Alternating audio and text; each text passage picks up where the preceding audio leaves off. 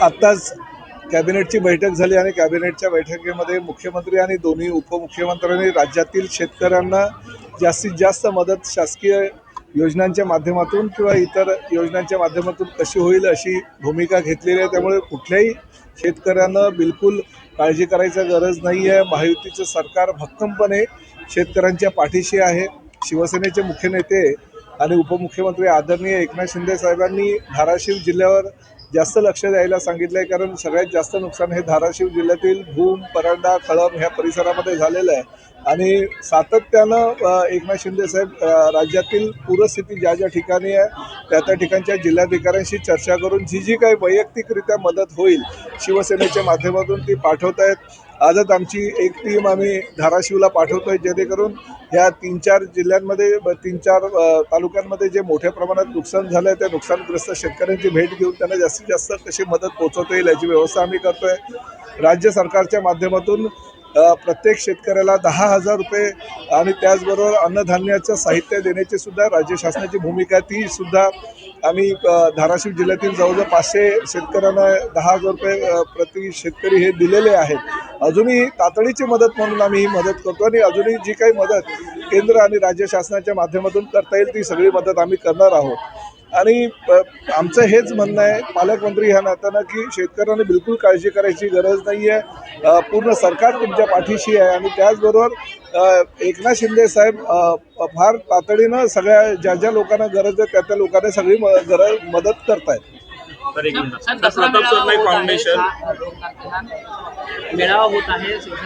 आता शिंदे साहेबांनी असा निर्णय घेतलेला आहे की मराठवाडा, विदर्भ आणि उत्तर महाराष्ट्रामध्ये अतिशय दारुण परिस्थिती या शेतकऱ्यांची आहे आणि तिथली सगळ्या शिवसैनिकांना त्यांनी आवाहन केले की त्या परिसरामध्ये जाऊन शेतकऱ्यांना कशी मदत करता येईल ती जास्तीत जास्त मदत तुम्ही करा। त्यामुळे दसरा मेळाव्यासाठी मुंबईमध्ये येऊन वेळ खर्च करण्यापेक्षा तातडीनं त्या ठिकाणी जी गरज आहे शेतकऱ्यांना ती मदत तुम्ही करा। त्यामुळे जे ठिकाण आझाद मैदान आहे ते सुद्धा बदलण्याचा निर्णय उपमुख्यमंत्री आणि आमच्या पक्षाचे मुख्य नेते एकनाथ शिंदे साहेबांनी घेतलेला आहे आणि त्यानुसार आज ते आपली भूमिका जाहीर करतायत।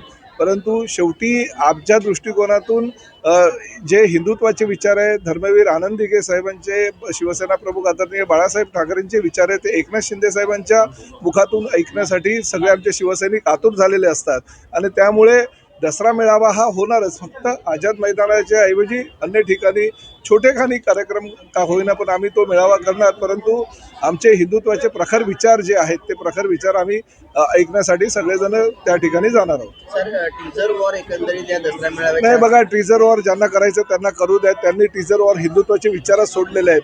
ज्या दिवशी त्यांनी काँग्रेस आणि राष्ट्रवादीची वाट पकडली उभाट्याच्या लोकांनी तेव्हापासूनच त्यांनी हिंदुत्वाचे विचार सोडलेले आहेत। ते बाळासाहेबांचे विचार, दिघे साहेबांचे विचार काय पोहोचवणार, त्यामुळे त्यांनी त्या विषयावर काही बोलू नये। आणि शेवटी एकनाथ शिंदे साहेबांनी सर्वसामान्य शिवसैनिकाला आपलंसं केलेलं आहे, म्हणूनच विधानसभेच्या निवडणुकीमध्ये महायुतीच्या पार्ट्यात एवढं भक्कम पाठिंबा आम्हाला सर्वसामान्य मतदारांना दिलेला 237 आमदार ह्या विधानसभेमध्ये महायुतीचे निवडून आलेले आहेत। सर, ठाकरेंचा आवाज गुंजणार अशा प्रकारे हो, आज हल्ली महाराष्ट्रामध्ये फक्त शिंदेंचाच आवाज चालतो, दुसऱ्या अजून कोणाचा आवाज चालत नाही। त्यामुळे सर्वसामान्य शिवसैनिक हा एकनाथ शिंदे साहेबांवर प्रेम करणारा शिवसैनिक आहे आणि भविष्यामध्ये येणाऱ्या महापालिका, जिल्हा परिषदा आणि पंचायत समित्यांच्या निवडणुकांमध्ये, नगर परिषदेच्या निवडणुकीमध्ये आमची काय ताकद आहे हे आम्ही दाखवून देऊ। भले त्यांनी कुणीही एकत्र येऊ द्या, नाहीतर तुमचा घटस्फोट होऊ द्या। आमची जी ताकद आहे, आमची ताकद ही महाराष्ट्रातील जनतेला माहिती आहे आणि महाराष्ट्रातील जनता ही येणाऱ्या प्रत्येक निवडणुकीमध्ये आमची ताकद दाखवेल आणि प्रत्येक महापालिकांवर, जिल्हा परिषदांवर आणि नगर परिषदेवर शिवसेना आणि प्रामुख्याने महायुतीचा झेंडा फडकल्याशिवाय राहणार नाही। यानी कि जो हमारी टीबी नाका की देवी है उनके पास जो मांगा जाता है वो मिलता है, ये इतिहास है। धर्मवीर आनंद दिघे साहब ने 48 साल पहले ये स्थापना की थी और उसके बाद में हमारे एकनाथ शिंदे साहब जो हमारे पार्टी के प्रमुख हैं उनके माध्यम से ये देवी की महिमा सभी जगह पे पहुँचती जा रही है। अब तक प्रताप सरनाईक विधायक के तौर पे यहाँ पे आता था, मगर आज देवी के आशीर्वाद से और एकनाथ शिंदे साहब के माध्यम से मैं इस राज्य का परिवहन मंत्री हो गया। तो ये सब देवी की माया है, देवी का आशीर्वाद है, इसलिए सब हो गया। आज भी देवी को मैंने ऐसा ही मांगा कि प्रताप सरनाईक और उसके परिवार के लिए कुछ नहीं चाहिए, मगर जो भी हमारे किसान हैं जो बहुत ही हालत गंभीर उनकी है ये अतिवृष्टि से, तो उनको जल्दी से जल्दी वहाँ से राहत मिले, शासन के माध्यम से ज़्यादा से ज़्यादा उनको मदद मिले। और एकनाथ शिंदे साहब जो है हर जिले पे ध्यान देके है और हमारे शिवसैनिकों को उन्होंने आह्वान किया कि जो दसरा मेळावा होता है, जो शिवसेना प्रमुख आदरणीय बाला साहब ठाकरे और दिघे साहब के विचार सुनने के लिए, वो भी शिंदे साहब के जबान से सुनने के लिए सभी लोग शिवसैनिक आते हैं मुंबई में। उनको भी कहा गया कि आप वहीं पे रुको, चाहे मराठवाड़ा हो, उत्तर महाराष्ट्र हो या विदर्भ हो, हम मुंबई और एमएमआर क्षेत्र के लोग लेके ये मेळावा जो है वो सक्सेस करेंगे। मगर सब किसानों को मदद मिलनी चाहिए, एकनाथ शिंदे साहब की भूमिका, और वो मदद हर जगह पे पहुंचाने की कोशिश करें। सर, कैबिनेट बैठक की आज कैबिनेट बैठक में क्या महत्वपूर्ण निर्णय लिखे गए? नहीं, निर्णय तो यही हुआ कि किसानों के साथ ये सरकार कल भी थी, आज भी है और कल भी रहेगी।